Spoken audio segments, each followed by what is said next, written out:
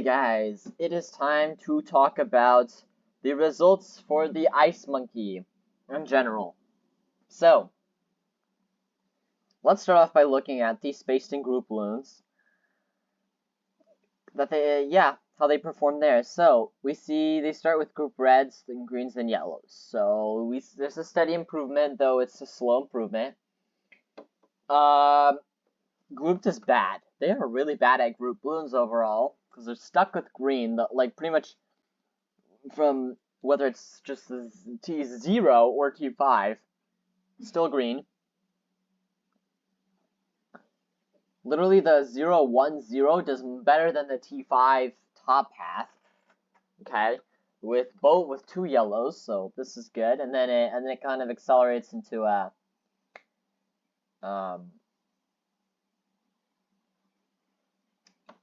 well, I mean, first 3 tiers is there, and then it goes all the way up to Zebra in one blast. So the T4 clearly has some power there. And then up to Ceramics, and then to Moabs, and then of course with Moabs, then yeah, that means you need an ice. I mean, you need like I think it's only the ability hits mobs here. That's what I'm trying to say. Only the ability hits mobs, and it does very, very, very, very, very little damage at all. So yeah, I'm not surprised they go down to Moabs. But compared to the top path, it's still way, way better in terms of a solo tower. If we look at bottom path, we see a little bit more consistency with green rather than red-green, so that's certainly something. And then third tier jumps straight to purple, just like that, straight to purple, which is interesting because that means a T3 here is better than a T5 top path, right? But it also means that the T3 beat the T3 middle path. And then T4 is equivalent to the T5. So the bottom path is the strongest. Now, in terms of rounds, this is kind of like the sniper in a way. Where it's like 3, 4, 6, T5, literally around 6 before losing a life. Yeah, so of course the efficiency of 5,000 is really bad. Wait, is that what the bomb shooter got? Middle path? No, bomb shooter got less. What's that thing? Was that actually the sniper? No, it got 11,000. Dude, that's crazy. Okay, yeah, whatever that was. Can I scroll? Thank you. Whatever that was, there's one that was like close to this, but anyway. So that's definitely the least efficient top path. With cross paths, I think it's super clear, okay?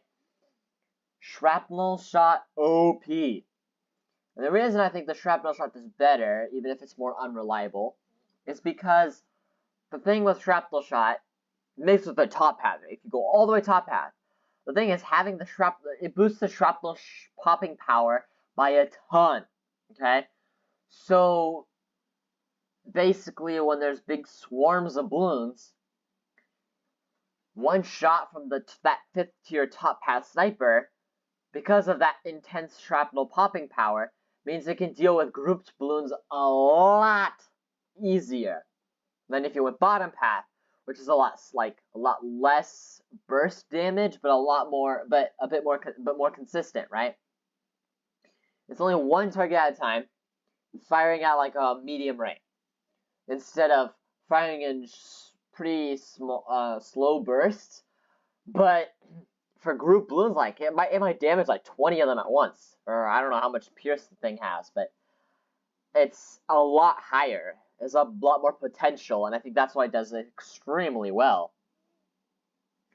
Now, that being said, paired up with another tower, I think they both have their advantages and disadvantages. I don't know if the shrapnel shot is always the better play, but in this case it certainly is. Against Moab class balloons, I actually think faster firing is better than shrapnel shot, just because they'll stun the Moab more. So that means it'll have more time to pop it, and less time for the Moab to get to the end. Yeah, it's an average price. It's not that expensive, really. But yeah, very interesting. Middle path. Oh, the middle path does a bit better. It starts off, even the first tier, it starts off as a smidge bit better. I don't know why, but it is. Because it's only detecting camo balloons. It's still better than the T1. By 1 round, but still. And then once we're going to T2, then it just starts getting crazy. So for some reason he doesn't survive as long, but he also doesn't. He also lasts an extra round without losing a life. So that's good. Once we start going to T3s and stuff, it just like it just grows because bouncing bullet gives it such good capabilities against group balloons, and it's not bad against single target damage. It's definitely not its strength, and that's why the T5 loses around 40 all the time, but it's not bad. Not bad at all. Now, fourth tier is where it gets really crazy, because somehow it like triples the round for life and doubles the round for before dying, pretty much. Which actually this time makes it more efficient than the third tier. So it's much more efficient to go straight for the fourth tier and not stay at the third tier. So that's nice. And then the T5 is a lot less efficient. It's because of course he gets capped at around 40. Yeah, that's very interesting. So in terms of efficiency, like every tower, it always goes up more, except that T4, that strange outlier where this efficiency is lower than this one, and so is this one, lower than this one. In terms of cross paths, kind of depends on your strategy. The idea though is do cross path your tower, but they literally have the same efficiency. Like it's literally the same thing, pretty much by like 0.7, I think. 0.7, not even like pretty much not even one full dollar off out of an efficiency of 934. Okay, so it really does not matter at all what you cross path your elite sniper with. Just keep in mind though that certain strategies like putting an alchemist to it might make certain cross paths, like the bottom cross path, better. Or maybe if you like boost it with a certain I don't know, if you boost it with a certain boost, you might get a better result with top path or something else, you know? Like if you put jungle drums, chances are top path might do pretty good. Anyway, so middle path it very much depends on your strategy. So there is no clear answer for which one's better. It just kind of depends. Now, bottom path. So bottom path is faster firing. So, of course, right off the bat, bang! He does just as good as a 500 sniper. Pretty much. And yet it costs like way less. So it's very efficient. It's even more efficient before losing a life than is the T2 at 128 and 166. And then it goes to 190, so it's not. But actually, hold on. There we go.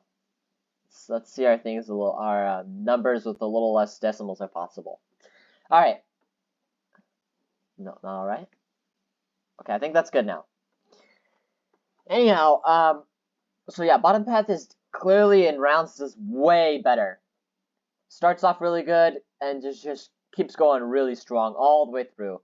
With the T5 getting to the mid 70s, early 80s, which way outcompetes any other of the. What am I saying, sniper? Oh my gosh, I said sniper this whole time. I meant ice monkey. Whoa. So hold on, super brittle.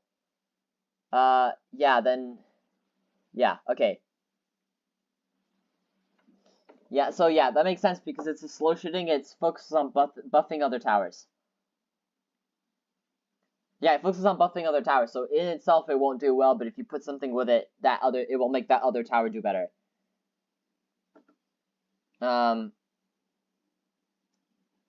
Middle path. So yeah, that's absolute zero. So yeah, no wonder it's capped at Moabs for that.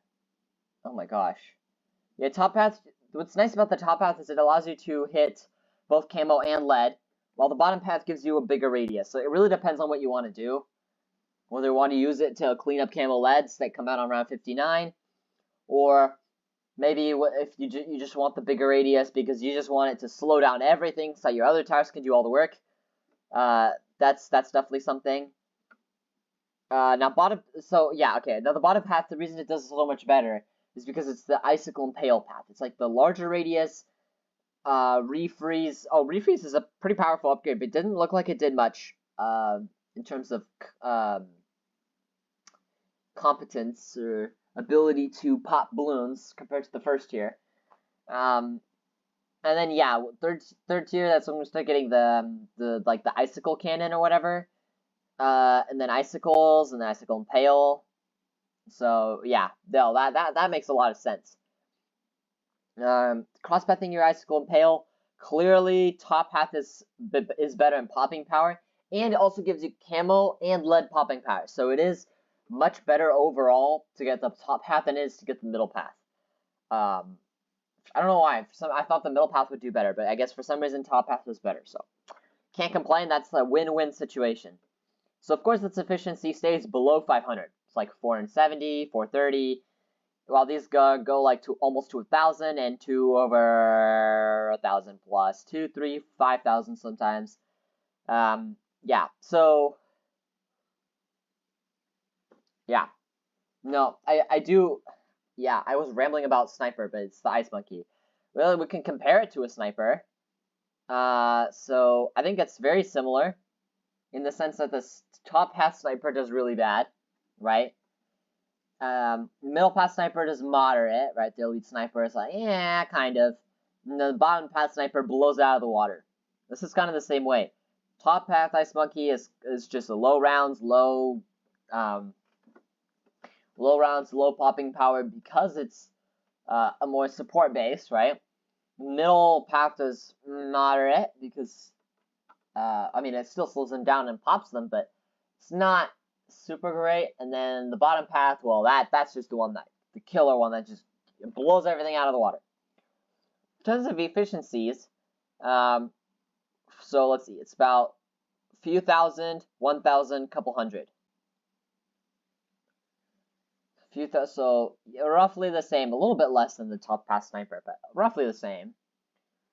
Ooh, elite sniper is a lot more efficient than the middle path ice monkey. However, well, not however. On top of that, it also makes money. So clearly, you have to choose between the two. Pick the sniper. Even though you would have very different purposes, you wouldn't usually use a sniper and the ice monkey for the same purpose. But I guess that if you need to make the choice, you know which one to take. But so the elite defender did better than the other two. It has almost the same efficiency. It's like roughly 400s. This is a little lower, but that's a little higher. So I think it evens itself out a little bit. So yeah, that was an interesting ice monkey review.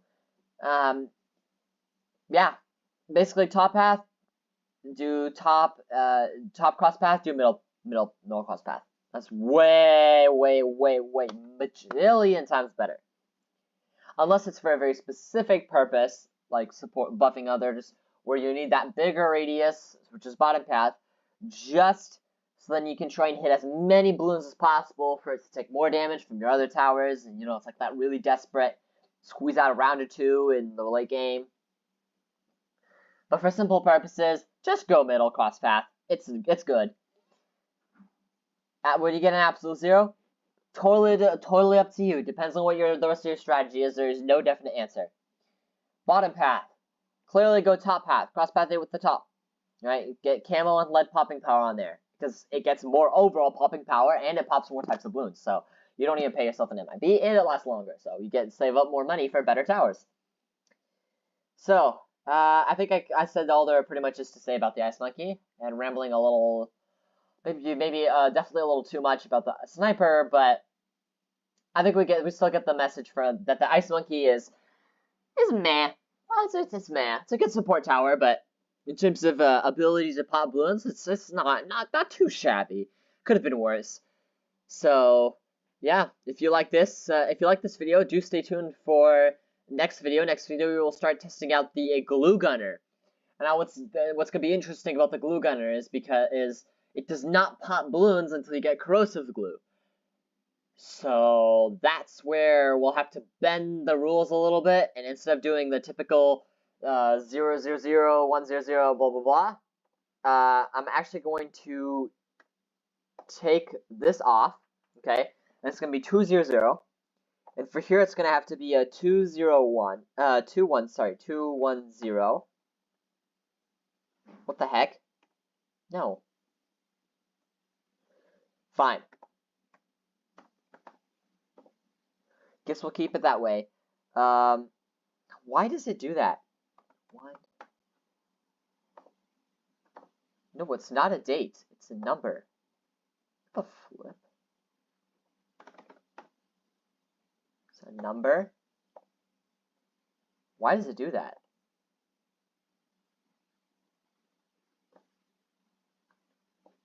Oh, whatever. Okay, well, I'm just gonna leave it like this, okay? And when we do the testing, it'll be known that always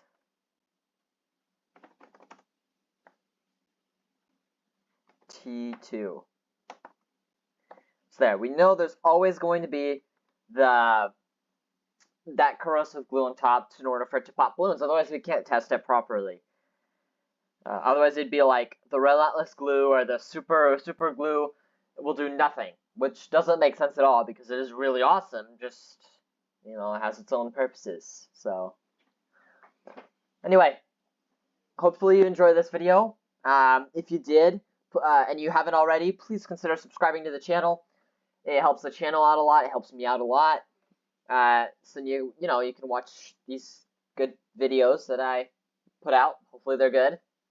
If you watch them, they're at least decent, which is good. And yeah, I hope you have a good day.